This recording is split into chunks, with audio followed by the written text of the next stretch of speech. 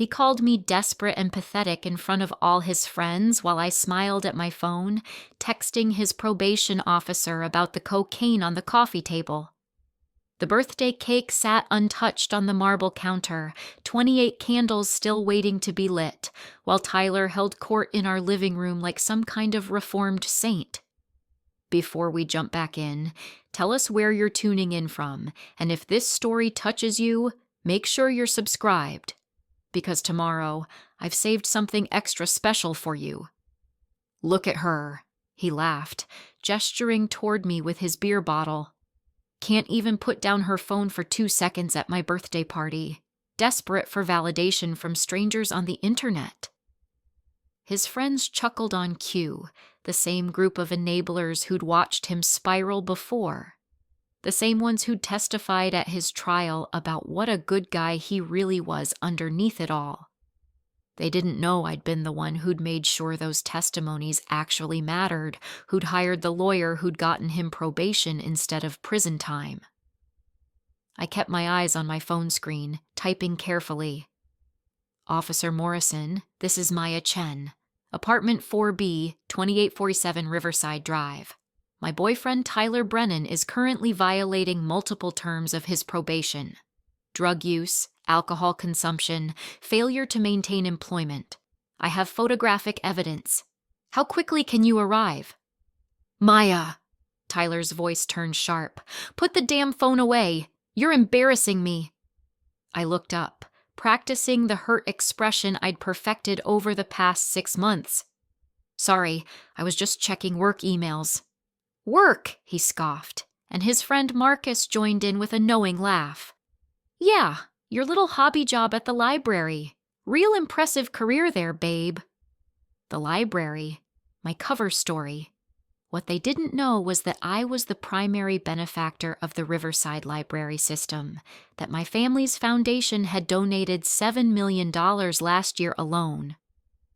What Tyler definitely didn't know was that I'd strategically positioned myself in his life the moment he'd walked out of that courtroom 9 months ago. Before we begin the full story, I want to take a moment to thank each of you for being part of this incredible journey. If you're enjoying these stories of empowerment, consider subscribing.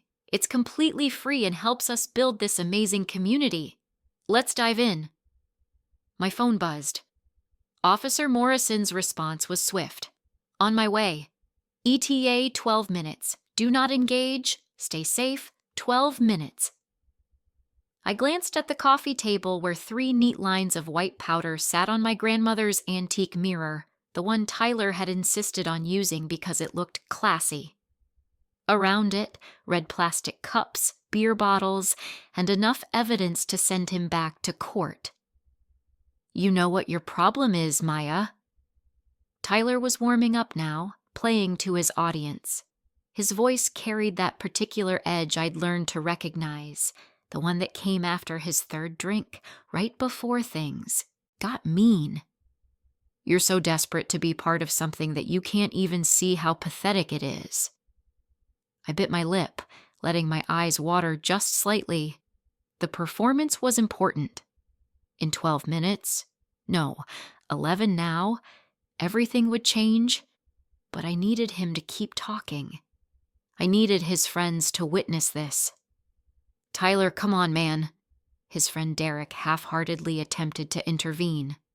It's your birthday. Let's just... No, she needs to hear this.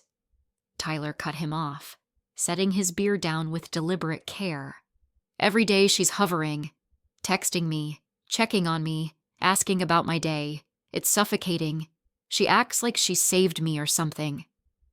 The irony was exquisite. I had saved him. Just not the way he thought. Let me back up.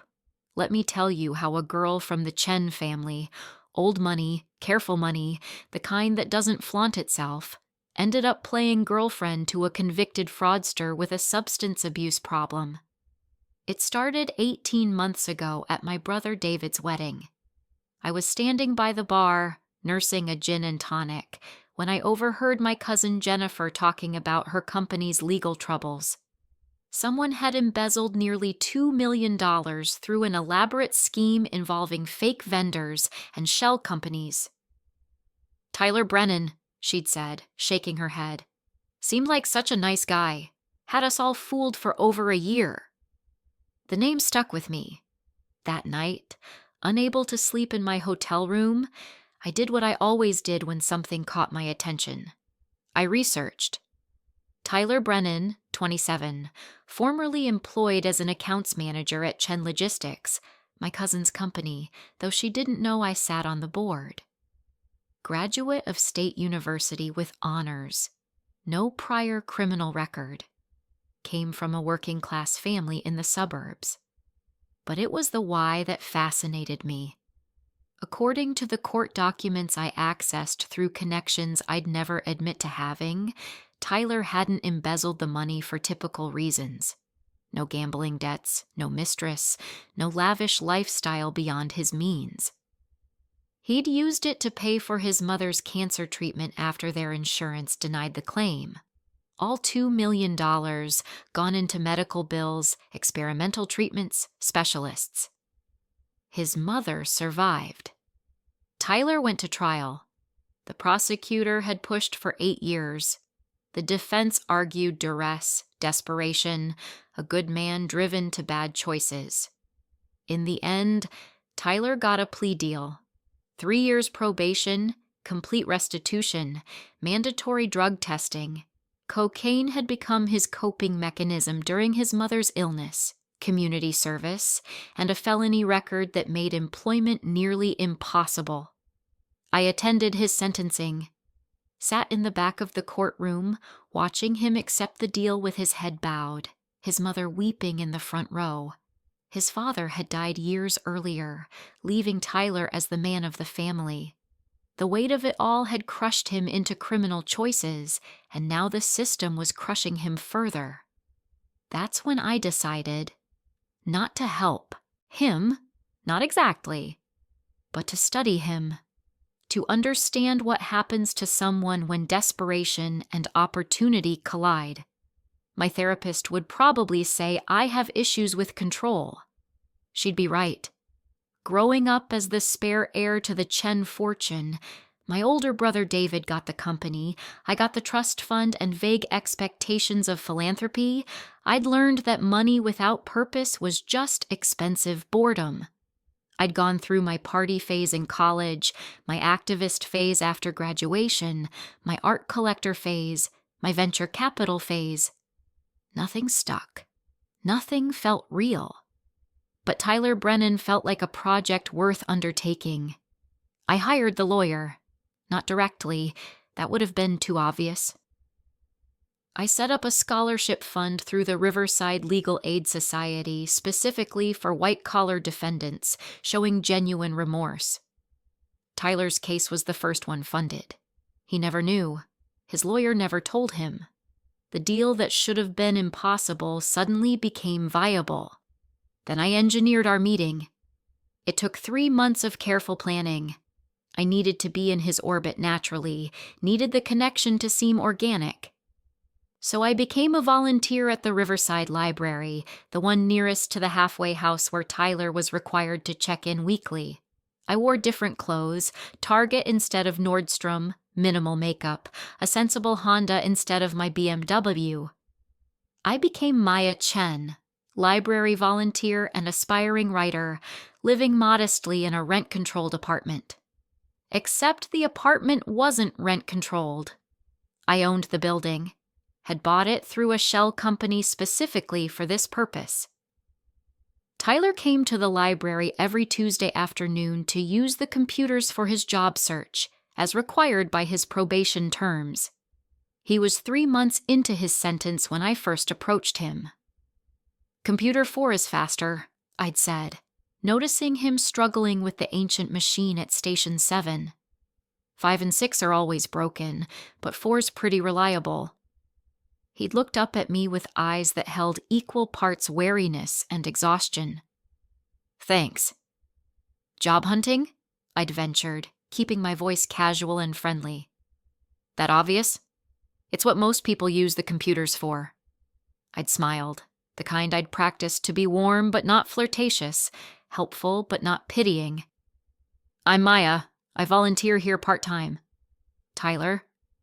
He'd hesitated, then added, "And yeah, job hunting. Not going well." That was the opening I needed. Over the next 4 weeks, I became his library friend.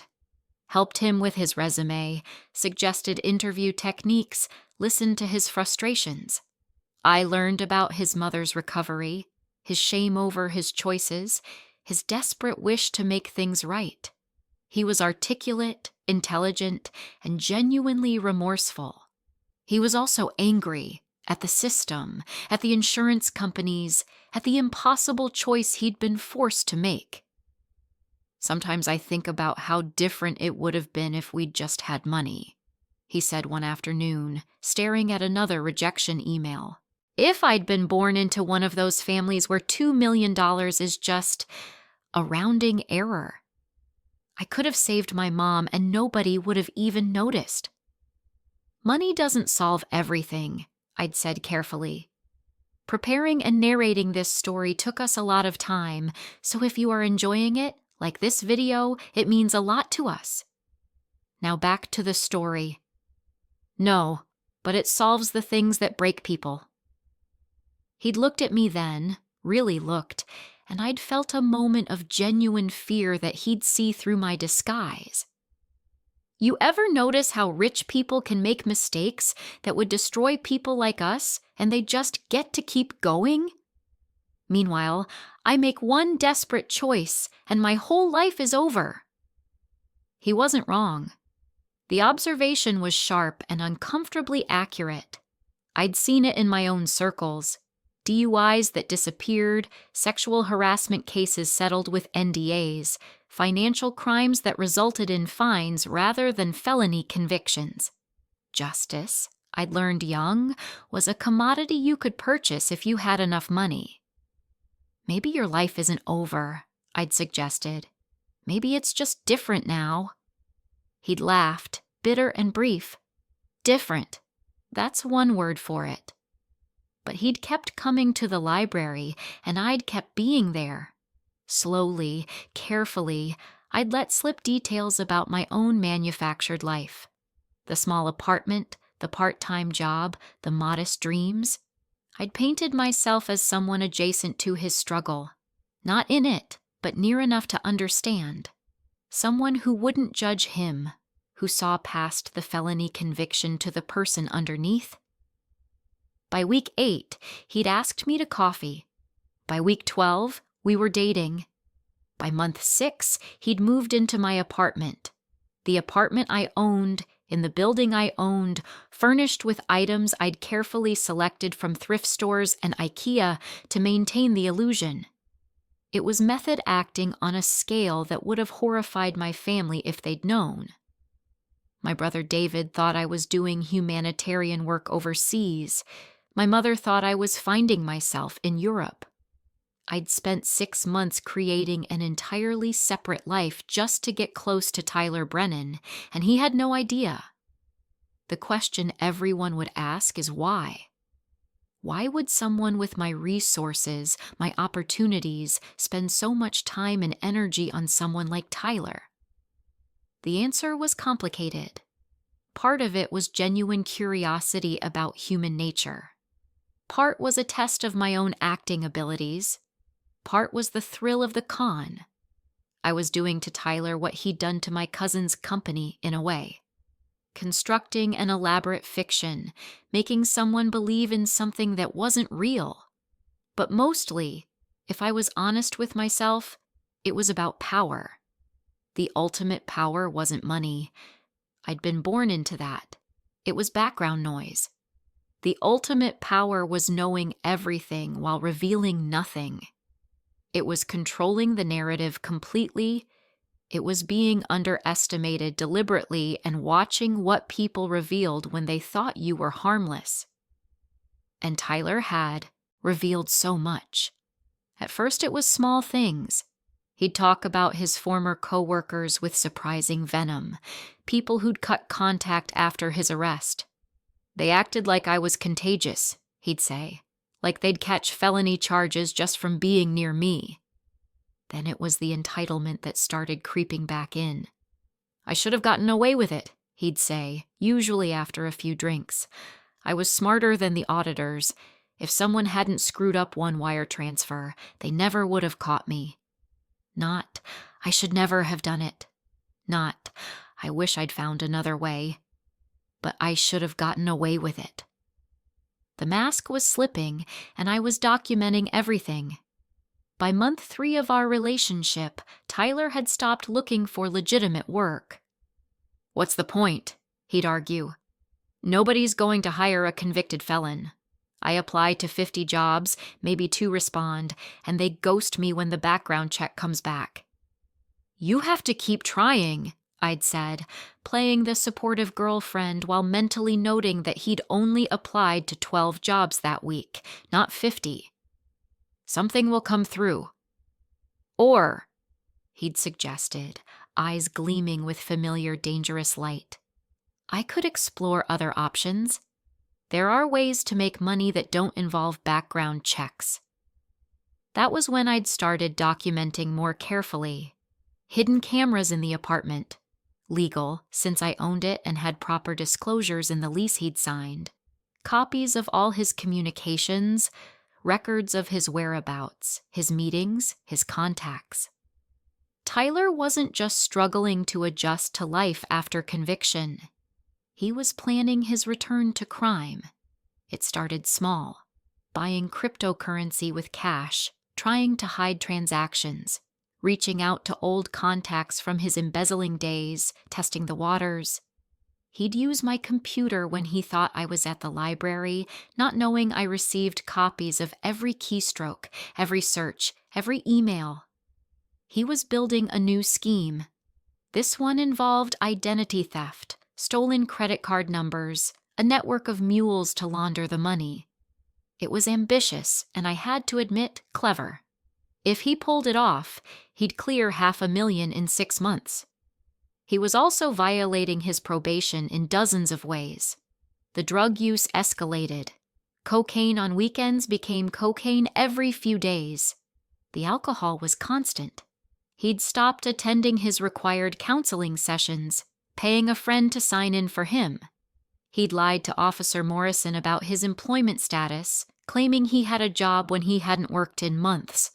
All of it documented. All of it dated and time-stamped. All of it admissible in court. I'm going to throw myself a birthday party, he'd announced 3 weeks ago. 28th birthday, might as well celebrate. Invite the guys over, have some drinks, have some fun. That sounds nice, I'd said, knowing exactly where this was headed. You can invite your library friends or whatever, he'd added dismissively. Keep you occupied while the adults talk. That's when I decided the party would be the perfect ending, the perfect stage for the final act. I'd spent the past 3 weeks ensuring everything was in place. Officer Morrison had been easy to cultivate. I'd run into him, accidentally, at the coffee shop near the probation office, struck up conversations about the challenges of the system, mentioned my boyfriend's struggles with re-entry. He'd been sympathetic, professional, and clear about the rules.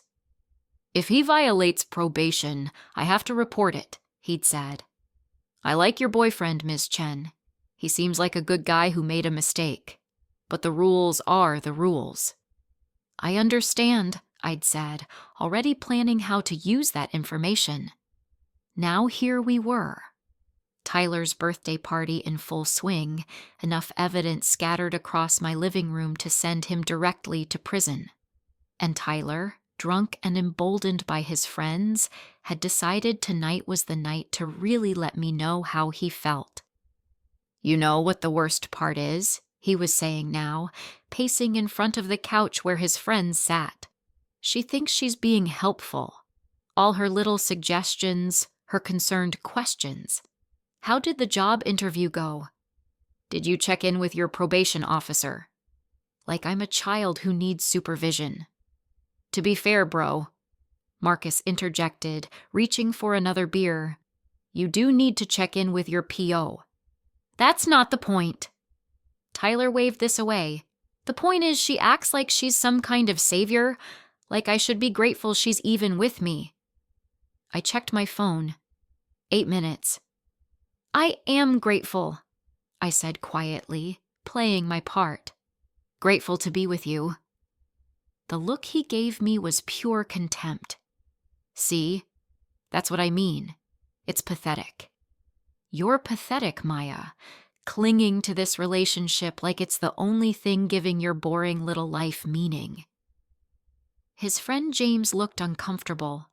Tyler, man, maybe what? Maybe I should pretend I don't notice how desperate she is?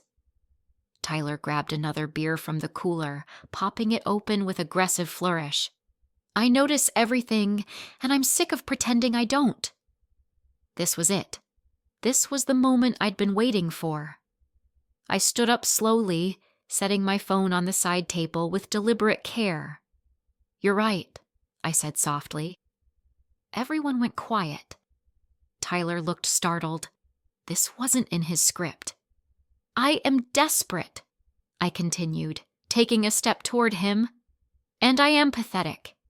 Desperate to understand why someone as smart as you would throw away second chance after second chance. Pathetic enough to document every single one of your probation violations over the past 6 months. The room froze. What? Tyler's voice came out strangled. I gestured to the coffee table. The cocaine. That's a violation. The alcohol? Violation. Your fake employment records? Violation. The identity theft scheme you've been planning on my laptop? Multiple violations and bonus, new federal charges. Tyler's face cycled through confusion, disbelief, and then rage. What the hell are you talking about? I'm talking about the fact that your probation officer is arriving in approximately 6 minutes. I checked my watch. And he's going to find enough evidence here to revoke your probation and charge you with new crimes. You're insane, Tyler said, but his eyes were darting to the coffee table, to the beer in his hand, to the laptop sitting closed on the counter. I'm thorough, I corrected. There's a difference. His friend Marcus stood up. Okay, I think we should go. Nobody's going anywhere, I said calmly. You're all witnesses to this. I want witnesses. Witnesses to what? Tyler demanded. Your psychotic break? Your insane jealous meltdown because I called you pathetic? I smiled then, and I saw him take a step back. It wasn't my practiced library girl smile. It was something else entirely. No, Tyler. Witnesses to justice. You can't do this, he said, but his voice was shaking now. You set me up. This is entrapment or something. I'm not law enforcement, so no entrapment, I said pleasantly. And I didn't set you up. I just gave you exactly what you wanted. Someone naive enough to take advantage of, someone who wouldn't question your behavior, someone you could feel superior to. You set yourself up. I just documented it. The color was draining from his face. Maya, wait. Let's talk about this. We can work this out. Like you worked out the embezzlement? Like you're working out your new identity theft scheme? I shook my head. No, Tyler. We're done working things out. Please. And now the desperation in his voice was real, was raw. Please, don't do this. I'm sorry. I'm sorry for what I said. I was just drunk. I didn't mean it. You meant every word, I said. You meant it 6 months ago when you first thought it. You just finally said it out loud. That's not what this is about. Then what is it about? He nearly shouted. What the hell do you want from me? I checked my watch again. 4 minutes. I want you to understand something, I said quietly. You stood in a courtroom and you apologized. You said you were sorry, that you'd made a terrible mistake, that you wanted to make amends. You cried. Your mother cried. The judge believed you. I believed you. I was sorry, he insisted. I am sorry. No, you're sorry you got caught. There's a difference. I walked to the counter, picked up the laptop, opened it to show the screen full of his incriminating emails. You started planning your next crime before you'd even finished your first probation meeting. You haven't made a single genuine attempt to reform. You've just been waiting for your next opportunity. That's not true. But his protest was weak, automatic. Tyler, I have 6 months of documentation. I have every drug purchase, every probation violation, every lie you told your PO, every email about your new scheme. I have you on video destroying evidence of your check-ins, using someone else's, urine for your drug tests, meeting with your co-conspirators. I have everything. The silence that followed was profound. His friends were frozen, uncertain whether to stay or run. Tyler himself looked like he might be sick. Why? He finally whispered. Why would you do this? It was a good question. Maybe the best question he'd ever asked me. Because I wanted to see if you could change, I said honestly. I wanted to believe in redemption, in second chances, in the idea that people could grow past their mistakes. I gave you every opportunity to prove that. By spying on me, by tricking me, by being exactly who you thought I was, I corrected. I never lied to you about who I was, Tyler. You just assumed. You saw what you wanted to see. A naive, desperate girl who'd be grateful for your attention. Someone beneath you. Someone you could use and discard. That's not. Yes, it is. I cut him off. That's exactly what it was. And you know what? You were right about one thing. I was desperate. Desperate to believe that people could be better than their worst moments. That circumstances, not character, determine choices. I walked back to the side table, picked up my phone. But you taught me something, Tyler. You taught me that some people don't want to change. Some people like who they are, even when who they are is destructive and cruel. You liked being the smartest guy in the room. You liked the thrill of getting away with things. You liked feeling superior to the pathetic, desperate people who actually cared about you. 2 minutes. So yes, I documented everything. And yes, I'm turning it all over to Officer Morrison. And yes, you're going to prison. I met his eyes, saw the rage and fear and comprehension dawning there. But not because I'm vindictive or jealous, or any of the things you've convinced yourself of in the last 30 seconds. Then why? He demanded, and now there were tears in his eyes, real ones. Because your next victim didn't deserve what you were planning, and the one after that, and all the ones after that. I tilted my head, considering him. You would have hurt people, Tyler. Lots of people. And you would have felt clever doing it. So I'm stopping you the only way I know how. The sound of car doors slamming cut through the tension. Through the window, I could see Officer Morrison approaching with 2 backup officers. No, Tyler breathed. No. The knock on the door was firm, professional. I went to answer it. Ms. Chen? Officer Morrison's face was grave, but not unkind. I received your message. Please come in, officer, I said, stepping aside.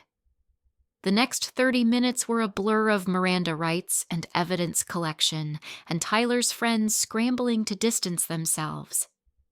Derek and James swore they didn't know about the drugs. Marcus was pulled aside for questioning. Tyler himself said nothing, just stared at me with an expression I couldn't quite read. Betrayal mixed with something that might have been respect. As they led him out in handcuffs, he stopped in front of me. Who are you? He asked quietly.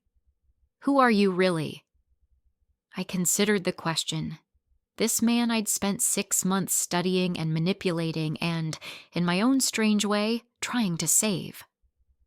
I'm someone who gave you a chance. I said finally. "And you're someone who didn't take it." He laughed then, harsh and broken. "You're worse than me. You know that? At least I was honest about being a criminal."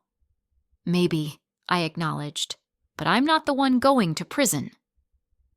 They took him away. Officer Morrison stayed behind to take my formal statement. I handed over the laptop, the hidden camera footage, the documented timeline of violations. He accepted it all with practiced efficiency, though I saw him glance at me a few times with something like concern. "Ms. Chen," he said when we were done, "this is extremely thorough, almost professionally thorough."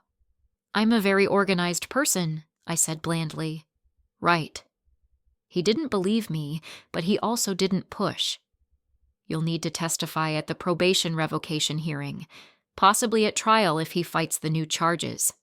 "I'll be there." He nodded slowly. "Can I ask you something?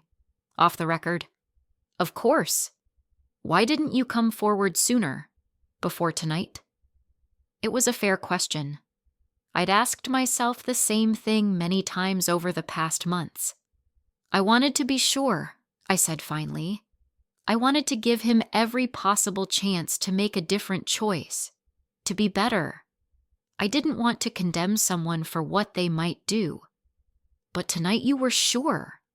Tonight he showed me exactly who he'd chosen to be." I looked around the apartment. My apartment, purchased for this purpose, staged for this moment. Actions speak louder than words, Officer Morrison. Even loud, cruel words. After he left, I stood alone in the sudden quiet. The birthday cake still sat on the counter, candles unlit. The decorations I'd hung that morning, streamers and balloons in blue and silver, now seemed absurd. A memorial to a celebration that never happened. I should have felt triumphant. I should have felt vindicated. Instead, I felt tired. My phone buzzed. A text from my brother David. "Still in Europe?" Mom's asking about Christmas plans. I stared at the message for a long moment, reality settling back around me like a coat I'd taken off for too long. Maya Chen, library volunteer, desperate, pathetic girlfriend, she didn't exist. She never had. And now she could disappear completely, leaving behind nothing but court documents and testimony. I'd go back to being myself. The real me, whoever that was. The trust fund daughter with too much time and too many questions. The amateur sociologist running experiments on human nature. The person who'd proven, what? Exactly? That people don't change? That second chances are wasted on those who don't want them? That justice is just another game for those with resources to play it? I walked to the window, looked out, at the city lights. Somewhere out there, Tyler was being processed, fingerprinted, photographed. His mother would get a call. His probation would be revoked. The new charges would be filed. And I would testify, tell the truth about everything I'd witnessed, carefully leave out all the ways I'd manufactured the circumstances to witness it. My phone buzzed again. This time, an unknown number. "This is Jennifer Chen, Tyler Brennan's lawyer. We need to talk." I smiled despite myself. Of course he'd hired a lawyer. Of course the lawyer would be someone with my last name. Chinese-American lawyers weren't that common. We all knew each other. And of course, completely by coincidence, it would be my cousin Jennifer, the same one whose company Tyler had embezzled from, the same one who'd unknowingly started this whole elaborate scheme. "Tomorrow morning," I texted back. "I'm free after 9. My office, 9:30. And Ms. Chen, bring your documentation." I would. I'd bring everything. Every piece of evidence, every timestamp, every carefully constructed proof of guilt. And I'd do it while being Maya Chen, library volunteer, whose boyfriend had turned out to be exactly what his record said he was. The irony wasn't lost on me.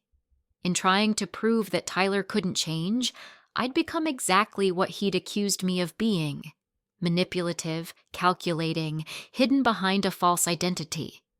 The difference, I told myself, was purpose, intent, the greater good. But as I started cleaning up the disaster of his abbreviated birthday party, I wondered if Tyler's last words had held more truth than I wanted to admit. Maybe I was worse than him. At least he'd worn his selfishness openly. I'd wrapped mine in righteousness and called it justice. The birthday cake was still perfect, untouched. I cut a slice, sat down at the counter, ate it slowly in the silence. It was red velvet, Tyler's favorite. I'd special ordered it from the bakery he loved, the expensive one he could never afford. Another small manipulation, another way of showing him what he couldn't have. Desperate and pathetic, he'd called me. Looking at the empty apartment, the evidence of the life I'd constructed and was now dismantling, I couldn't entirely disagree. My phone buzzed a third time. Officer Morrison. Ms. Chen, there's a complication. Tyler's saying he has evidence of his own. Claims you engineered the whole thing. Can you call me? I set down my fork, the cake suddenly tasteless in my mouth. Of course there was a complication. There was always a complication. I'd been so careful, so thorough. But I'd underestimated one thing: Tyler's intelligence. The same intelligence that had let him embezzle $2 million without detection for over a year. The same intelligence that had conceived of an elegant new scheme while barely surviving probation. He'd figured something out, and now the game had changed. I stood up, walked to my bedroom, opened the hidden safe in my closet. Inside, my real ID, my real credit cards, my real life waiting to be reclaimed. And beneath those, a file I'd hoped never to use. My backup plan, the nuclear option. Because here's the thing about being Maya Chen, trust fund daughter playing at detective. I'd learned to think 10 steps ahead. I'd learned to anticipate complications, to prepare for contingencies, to always have an exit strategy. Tyler thought he had evidence. I had evidence that would bury not just him, but the entire network he'd been building. Evidence I'd gathered carefully, quietly, through methods that weren't entirely legal but were certainly effective. I took out the file, spread its contents across my bed, began making calls to people who owed me favors, people who worked in places they shouldn't, people who could make problems disappear or, alternatively, make them much worse. By the time the sun rose, I'd have 3 contingency plans in place. By the time I met with Jennifer tomorrow, I'd know exactly which path we were walking. And by the time Tyler's preliminary hearing came around, the question wouldn't be whether he'd violated probation, it would be how badly he wanted to fight a losing battle. But as I worked through the night, making arrangements, covering tracks, building my defenses, I kept thinking about his last question. Who are you really? I still didn't have a good answer. The call with Officer Morrison lasted 47 minutes. By the end of it, I understood exactly what Tyler had done, and I had to admit, it was clever. He recorded you, Morrison said, his voice tight with professional frustration. At least a dozen conversations over the past 3 months. He's claiming you coached him, encouraged the criminal activity, even provided funding. Says you were running some kind of entrapment operation. I sat very still, processing this. I see. Ms. Chen, I need to ask you directly. Is any of that true? Which part? I kept my voice steady, buying time to think. Any of it. All of it. Did you encourage criminal behavior? Did you provide money for drugs or for his schemes? I paid rent, groceries, normal relationship expenses. All true. All carefully documented in my own records. I encouraged him to follow his probation requirements, to find legitimate work, to stay clean. Also documented. He has recordings that might suggest otherwise.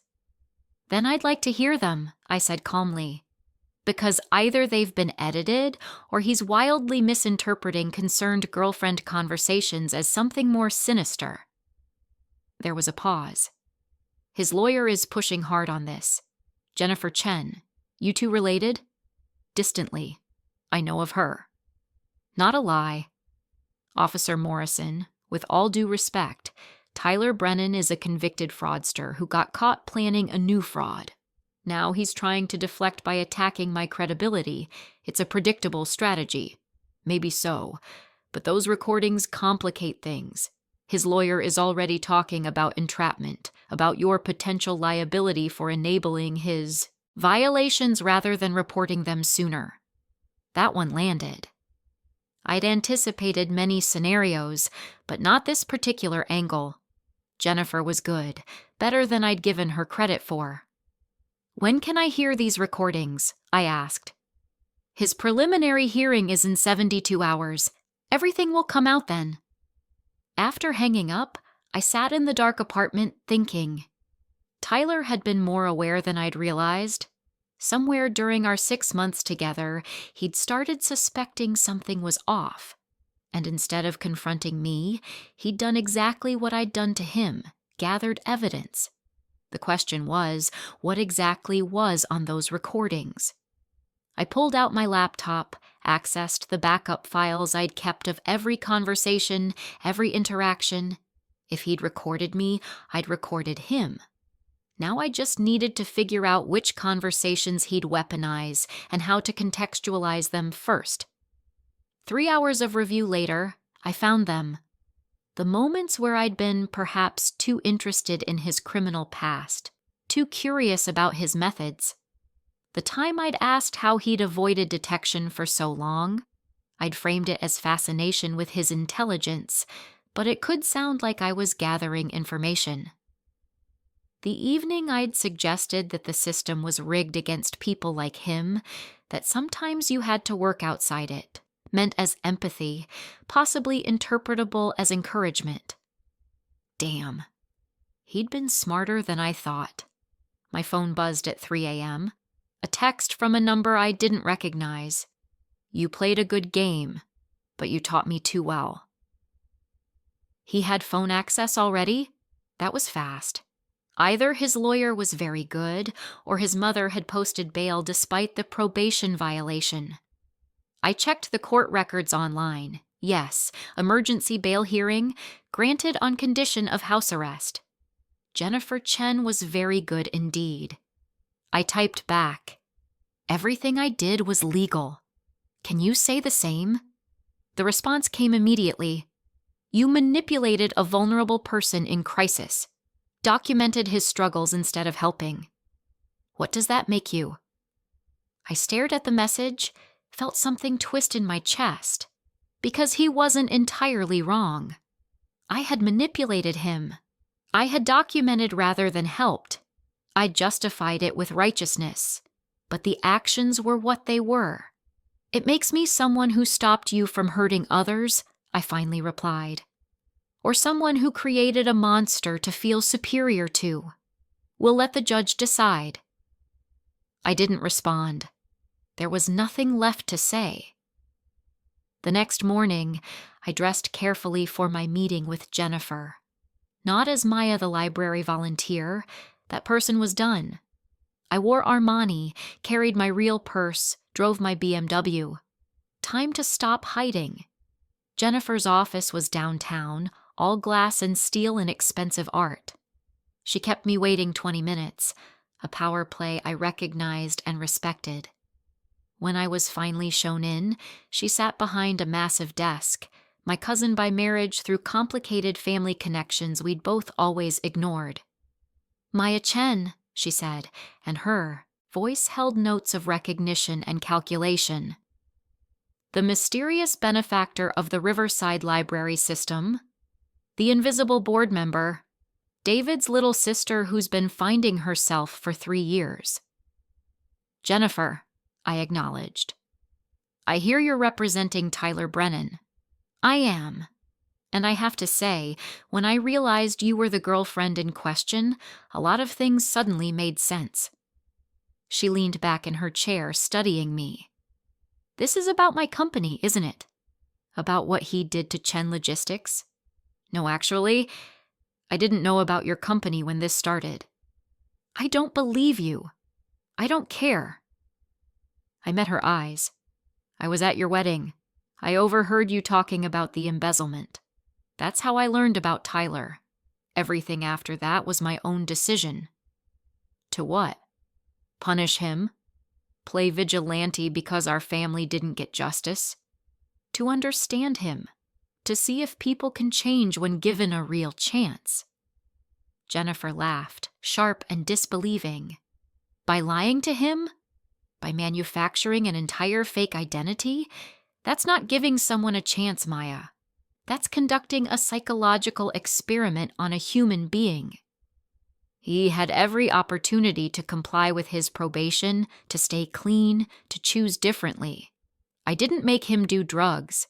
I didn't make him plan new crimes. I just watched.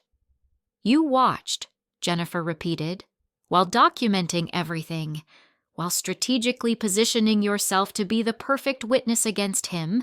That's not passive observation, Maya. That's entrapment. I'm not law enforcement. There's no entrapment. There's the letter of the law and there's the spirit of it. She pulled out a file, spread photos across the desk. I have recordings of you asking detailed questions about his past crimes, of you expressing fascination with his methods, of you suggesting that the system was unjust, that people like him had no real options. Context matters, I said. Those conversations were what? You being a concerned girlfriend? Or you gathering information while pretending to be something you're not? She leaned forward. Here's what I know. My client made terrible choices. He deserves consequences for those choices. But you've made this about something else entirely. You've made this about your own need for control, for power, for feeling morally superior while doing morally questionable things. The words hit harder than I wanted to admit. So what do you want? I asked. I want you to drop the charges. Tell Officer Morrison you exaggerated, that you were angry after a breakup, that the evidence isn't what you claimed. No. Then we go to court, and I will shred you on that stand. By the time I'm done, the jury won't know who the real criminal is, Tyler or you. Let them decide, I said, standing. I'll take my chances. Will you? Because I'm not just talking about criminal court, Maya. I'm talking about civil suits, intentional infliction of emotional distress, fraud, your family's reputation, dragged through every news cycle. She smiled, thin and sharp. You might have money, but I have righteousness, and juries love righteousness. I walked to the door, paused. You know what's interesting, Jennifer? Tyler stole $2 million from your company. He nearly destroyed your business, but you're not angry at him. You're angry at me.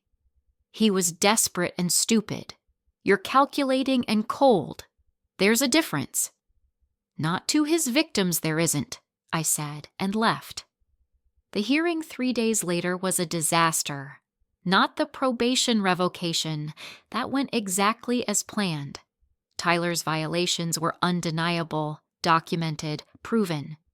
Judge Martinez revoked his probation in less than an hour, sentenced him to 3 years in prison for the violations alone. But Jennifer had planted seeds. Questions about my motives, my methods, my 6-month deception. The judge had looked at me with something between confusion and concern when the full story emerged. Ms. Chen, while I appreciate your cooperation with law enforcement, I have to say your behavior here is deeply troubling. You essentially ran a sting operation as a private citizen. I documented violations that were happening regardless of my presence, I'd responded carefully. Did you report any of these violations before last week? No, Your Honor. I wanted to be certain of the pattern before. You wanted to build a case. You wanted to be the hero of your own story. He'd shaken his head. Young lady, I suggest you examine your own choices as carefully as you've examined Mr. Brennan's. I left the courthouse feeling hollow. Tyler was going to prison. Justice, technically, had been served. But Jennifer's words, the judge's disapproval, Tyler's text, they all echoed in my head. What does that make you? That evening, I went back to the apartment. My apartment. The one I'd bought and staged and lived in as someone else for 6 months. I sat on the IKEA couch I'd assembled myself, looked at the thrift store art on the walls, the carefully curated life of Maya Chen, library volunteer. Who was that person? Had she ever existed? My phone rang. My brother, David. Mom told me you're back in town, he said without preamble. Something about a court case? Maya, what the hell have you been doing? It's complicated. Uncomplicate it. Now. So I told him. Not everything. Not the extent of the manipulation. Not the depth of the deception. But enough. The embezzlement, Tyler. The probation violations. My role in his arrest. David was silent for a long time after I finished. Jesus, Maya, he finally said. You need therapy? Like intensive therapy? Probably, I admitted. No, not probably. Definitely. What you're describing, that's not normal behavior. That's not even eccentric rich person behavior. That's obsessive. I was trying to help. By playing God? By deciding you knew better than everyone else how justice should work? He sighed, heavy and disappointed. You're not Batman, Maya. You're not some vigilante hero. You're a person with too much money and too much time, and apparently some serious control issues. He was going to hurt people, I said quietly. And you hurt him. Deliberately. Methodically. For 6 months. Another pause. Did you even like him? Or was he just a project?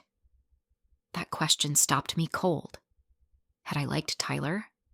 At the beginning, I'd been fascinated by him, by the psychology of his choices, by the intelligence that had gone so wrong. But like him? I don't know, I admitted. That's the scariest thing you've said this entire conversation. David's voice softened slightly. I'm worried about you. You're not okay, Maya. You know that, right? I know, I whispered. Come home. Real home. Mom and Dad's place. Let's figure this out together. I can't. Not yet. I have to. There's still what? What else could you possibly need to do? I didn't have an answer. After we hung up, I sat in the gathering darkness, thinking about the question I'd been avoiding. What next? Tyler was in prison. My experiment was over. Maya Chen, library volunteer, could disappear. I could go back to being myself, pretend none of this happened, add it to the list of phases I'd gone through. Or I could examine what I'd done honestly. Not through the lens of righteousness or justice or protecting future victims, but through the cold, hard truth of my own motivations. I'd manipulated Tyler because I could, because it was interesting, because it made me feel powerful in a way my trust fund never had. I'd told myself stories about justice and change and psychology, but underneath it all, I'd played with another person's life because I was bored. The realization sat heavy in my chest. My phone buzzed. A text from Officer Morrison. Tyler's mother wants to meet with you. Says it's important. Are you willing? Every instinct I had screamed no, but I found myself typing, when and where. We met at a coffee shop 2 days later. Mrs. Brennan looked older than I remembered from the courtroom during Tyler's original sentencing. Gray had overtaken her hair, lines deepened around her eyes. She sat across from me, hands wrapped around a mug of tea she didn't drink. "You're not what I expected," she said finally. "What did you expect? Someone cruel. Someone vindictive." She studied me carefully. "But you just look lost." That word, lost. It hit something true and painful. "Mrs. Brennan, please, let me talk first." She took a shaky breath. "Tyler told me everything. About the relationship, about your investigation, about the arrest. At first I was furious at you. You'd taken my son away again, sent him to prison when he was trying so hard to rebuild." I started to object, but she held up a hand. "But then I thought about what you documented. The drugs, the drinking, the planning for new crimes." Her voice cracked. "I knew something was wrong. I knew he was struggling. But I wanted to believe he was okay, that he'd learned his lesson. I wanted to believe my boy had changed. Mrs. Brennan, he hadn't. You knew it before I did. Maybe before he did." She met my eyes, and hers were wet with tears. "Part of me hates you for exposing that, for taking away my hope. But another part, a larger part, is grateful." I felt my throat tighten. Grateful? Tyler was going to hurt people. You said that at the hearing, and you're right. My son, who I love more than anything, was on a path to destroy lives the way he destroyed that company's finances, the way he destroyed his own future. She wiped at her eyes. "You stopped him. Maybe you saved him from something even worse." "I don't think he sees it that way." "No, he doesn't. He's angry, hurt, betrayed. He feels manipulated and used." She paused. "And he's not wrong to feel that way, is he?" The question hung between us. "No," I said quietly. "He's not wrong. So let me ask you something. Why did you really do this? Not the story you told yourself or the judge or anyone else. Why?" I sat with that question, with this woman who loved her son despite everything, who deserved honesty even if no one else did. "Because I could," I said finally. "Because I have resources and time and no real purpose, and controlling someone else's story felt like purpose. Because playing God is addictive when you're good at it."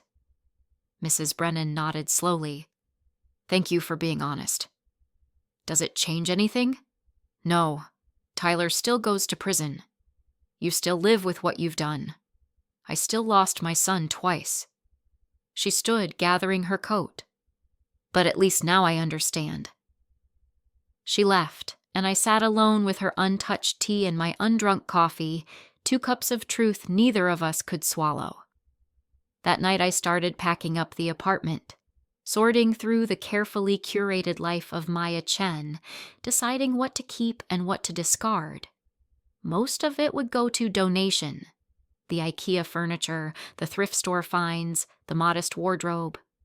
Evidence of a person who never existed. I found Tyler's things in the bedroom closet. Clothes, books, a shoebox of mementos from his mother. I packed them carefully, would send them to his mother's address. He'd want them eventually. At the bottom of the box, I found a journal. I shouldn't have read it. I knew I shouldn't, but I did anyway.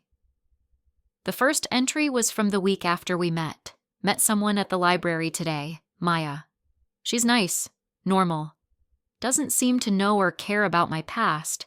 It's refreshing, maybe even hopeful. I flipped through weeks of entries, watching our relationship develop through his eyes. The early entries were sweet, genuine, full of gratitude and cautious optimism. Then they started to change. Maya asked about the embezzlement again today, 3rd time this week. She says she's just curious, trying to understand me. But it feels like more than that, like she's studying me. And later, I'm being paranoid. She loves me. I can see it in how she looks at me, how she cares. I'm just not used to good things. Not used to someone seeing past the conviction, then something's off. Can't put my finger on it. The way she watches me sometimes, like I'm a puzzle she's solving. Started recording our conversations just in case. Just to protect myself if this goes wrong. The last entry, dated 2 days before his birthday, she's not who she says she is. I know it now. Don't know exactly what her game is, but there's a game. The perfect girlfriend who never loses patience, never gets truly angry, always says exactly the right thing.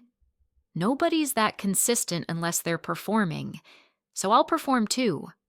Let's see who's better at it. I closed the journal, set it carefully in the box. He'd known. Maybe not everything, but enough. And he'd played along, gathered his own evidence, prepared his own defense.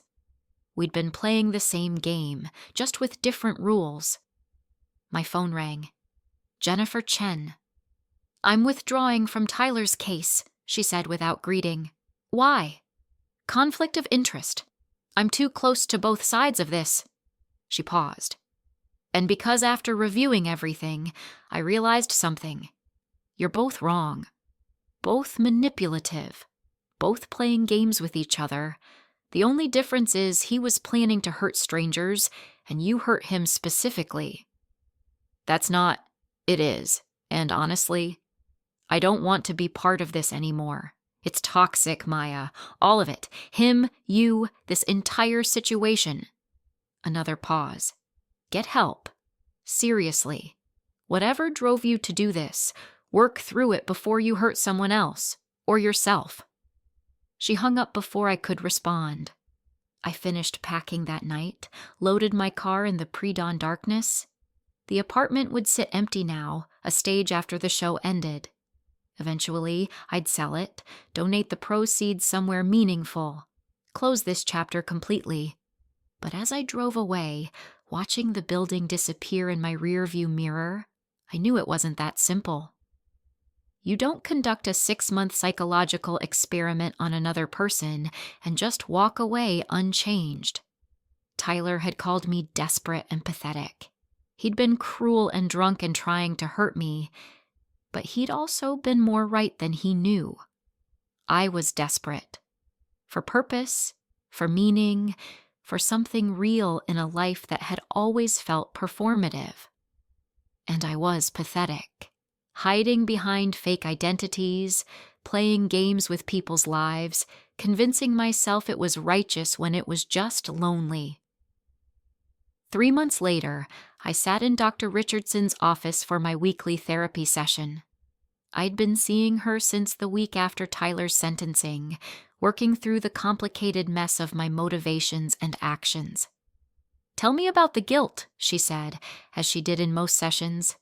"It's constant," I admitted. "Not about turning him in. He violated probation. He was planning new crimes. That part I'd do again. But the method, the manipulation, the 6 months of performance. What would you do differently?" "I'd be honest. I'd report the violations immediately, instead of documenting them for months. I'd let the system handle it instead of trying to control every detail. Because I hurt him.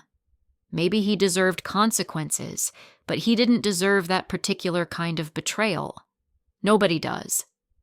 Dr. Richardson nodded, made a note. "And yourself? Do you forgive yourself?" "Not yet," I said. "Maybe not ever. But I'm trying to do better." "How?" I pulled out my phone, showed her the app I'd been working on with a team of developers. It's called Second Chance. Connects people with felony convictions to employers willing to give them opportunities. Resources for housing, counseling, job training. Everything Tyler needed and couldn't find. Because of him? Because of what he taught me. That the system is broken. That second chances are meaningless without actual support. That people can't change in a vacuum. I put the phone away. I can't fix what I did to Tyler, but maybe I can help others avoid his path. "That's good work, Maya." It's guilt work, I corrected. But maybe that's the same thing. The app launched 6 months later. It wasn't perfect, nothing ever is, but it helped. Hundreds of people found jobs in the first year. Thousands accessed resources. I poured money and time into it, building something real from the ashes of my manipulation. I never contacted Tyler again. He served his sentence, was released after 2 years with good behavior. I heard through channels that he'd moved to another state, started working as an accountant for a nonprofit. His mother had posted about his success on social media, proud, relieved, hopeful. I was glad, genuinely glad. He deserved a real second chance, one that wasn't contaminated by my interference.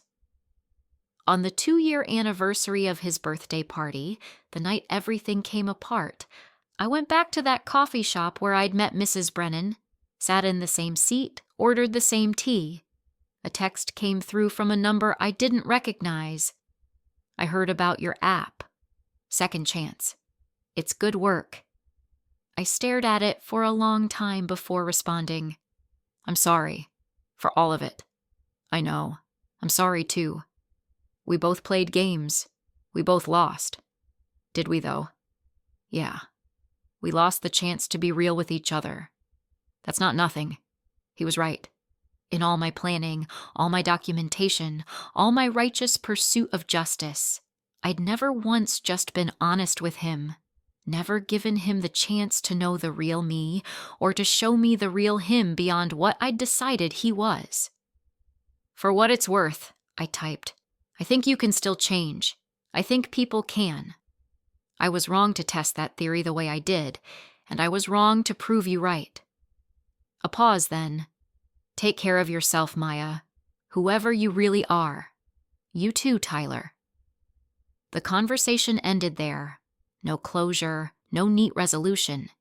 Just 2 people who'd hurt each other, acknowledged it, and moved forward separately. I finished my tea, paid the bill, walked out into the evening. The city lights were coming on, thousands of lives being lived in thousands of ways I'd never know. People making choices, good and bad, without my observation or interference. It should have felt like loss. Instead, it felt like relief. My phone buzzed. David. Family dinner Sunday? Mom's asking. She promises not to bring up Tyler. I'll be there, I responded. And then, because honesty was the practice now, tell her she can bring up Tyler if she wants. I'm done hiding. Proud of you, little sister. I walked to my car, my real car, parked in my real life, no longer performing for an audience of one. The BMW that had sat in storage for 6 months felt different now. Not better or worse, just honest about what it was. Desperate and pathetic, Tyler had called me. Standing in that apartment, playing my role, thinking I was in control of the story. Maybe I had been desperate. Maybe I still was. But I was learning to be desperate for real things, real connection, real purpose, real change. Not the performance of them, but the messy, complicated, unglamorous work of actually living. And pathetic? Maybe. But there was a strange dignity in acknowledging that, in accepting my flaws and trying to do better anyway. I drove home through the city I'd lived in my whole life, seeing it with new eyes. Tomorrow I'd go to the Second Chance office, review applications, meet with partners. Real work, helping real people, making a real difference even if it couldn't undo my mistakes. Tyler was right about one thing. I'd taught him too well, but he'd taught me too. About the cost of manipulation, about the weight of playing God, about the difference between justice and revenge disguised as righteousness. We'd both learned, both paid, both survived, and in the end, maybe that was the real second chance. Not avoiding consequences, but living through them and choosing differently next time. The night of his birthday party felt like a lifetime ago. The woman who'd sat there, texting his probation officer while he called her desperate and pathetic, while she thought she was the hero of the story, I barely recognized her now. She'd been so sure, so certain of her righteousness, her intelligence, her control. I'd learned better. Learned that certainty is dangerous, that intelligence without empathy is cruelty, that control is just another word for fear. Tyler Brennan had called me desperate and pathetic at his birthday party. He'd been right, just not the way he thought. And maybe, just maybe, that truth was the beginning of something better than either of us had been before. Up next, you've got 2 more standout stories right on your screen. If this one hit the mark, you won't want to pass these up. Just click and check them out. And don't forget to like, subscribe, and turn on the notification bell so you don't miss any upload from us.